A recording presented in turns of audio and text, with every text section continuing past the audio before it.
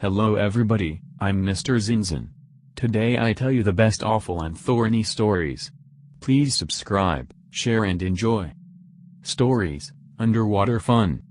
I looked out at the waves from the restaurant deck, and washed down the swordfish with Riesling.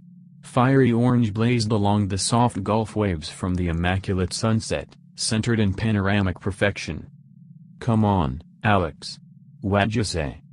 Our wives smiled at each other, giving us the unspoken approval.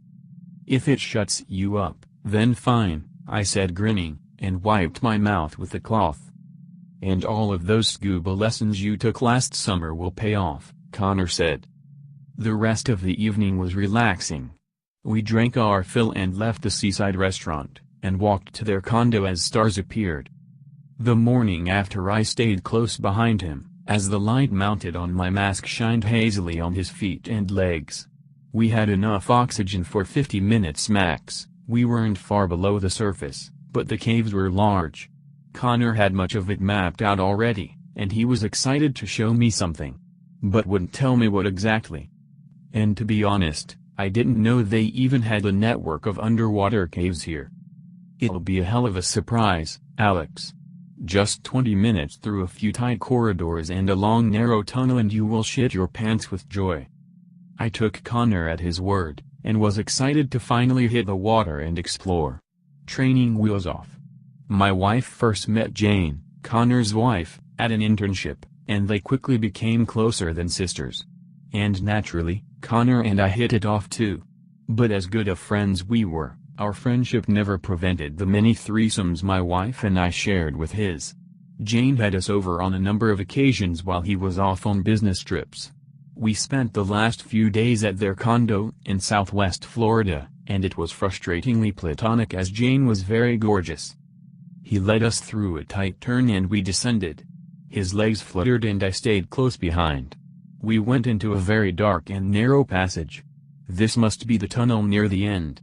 I checked my tank's gauge. Slightly over 50% left. We swam through the long circular shaft, and in the light I could see his arm gesture me to follow along. We must be close. Before long we breached through a surface, and our heads were above the water. He took off his mask and I followed suit. Cool shit, huh? He said as he swam off toward a dark shore. I looked at the low ceiling which sparkled from the light, and followed him and got out of the water. So what did you want to show me, Connor? I said catching my breath. Do you know how to get back, bud? He said on the shore. No way, I said laughing. Good. And this is for fucking my wife, asshole. He returned to the water and jetted below in the dark, and I stood on the shore bewildered. Fuck, every day I have the same nightmare. I can't even remember if I've ever dreamed anything else. People talk about flying, meeting friends, wet dreams, grand adventures. It sounds like heaven. When I'm awake, I dream about having those kind of dreams. But every day I wake up in a pool of sweat, shouting in a frenzied panic. The fire crackles as I take the long, thin knife out of it and examine the red blade. I continue. The locations and situations differ, but the rest is always the same. Last night it was a supermarket. I am waiting in line, not minding my surrounding as is always the case when I hear my name. I turn around and see a man walking toward me. At first I think I know him, as if he is just an old friend who wants to say hello. But when he creeps closer I slowly realize I am wrong. The man is a giant. Bigger than anyone I've ever seen. Then I see his face. I walk to the chair in the middle of the room and bent to a squat. It's not the actual face that terrifies me, but rather the expression on it. The eyebrows pulled down together. The wide-open glaring eyes, the kind that scream hate and anger. The trembling nose, unable to cover up the excitement and deep longing for this moment. The grin, laughing at me for not being able to do anything. I'm frozen when he stops just inches from my face. Before I wake up he says, "Don't worry, it's just a game." When I tighten the ropes, I hear the muffled voice. It sounds like panic. I always thought there was something wrong with me. Can you believe that? But now I know that the nightmares were a gift. because when my father said his old Navy friend would come by, and I saw your face, I remembered. I opened his belt and pull his pants down, as he once did with mine. I steady the burning knife and say, "Don't worry, it's just a game, please forward." This letter is meant for a specific person, and I'm going to need your help making sure they get it. This message is urgent. So please help. You're probably wondering how you'll know who this letter is supposed to go to, and I'll be honest, that'll be tricky.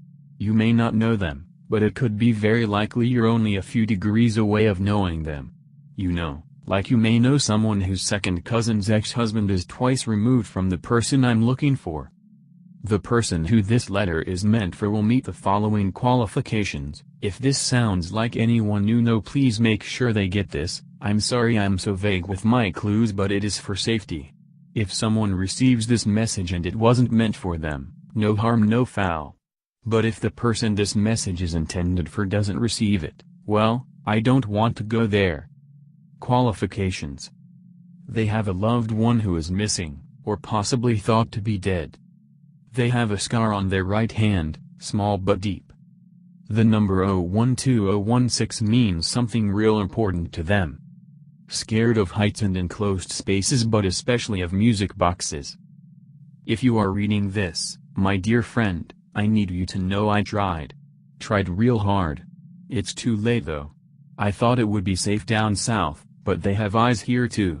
They're outside the door now. Don't look for my dead body, I don't want it to be found.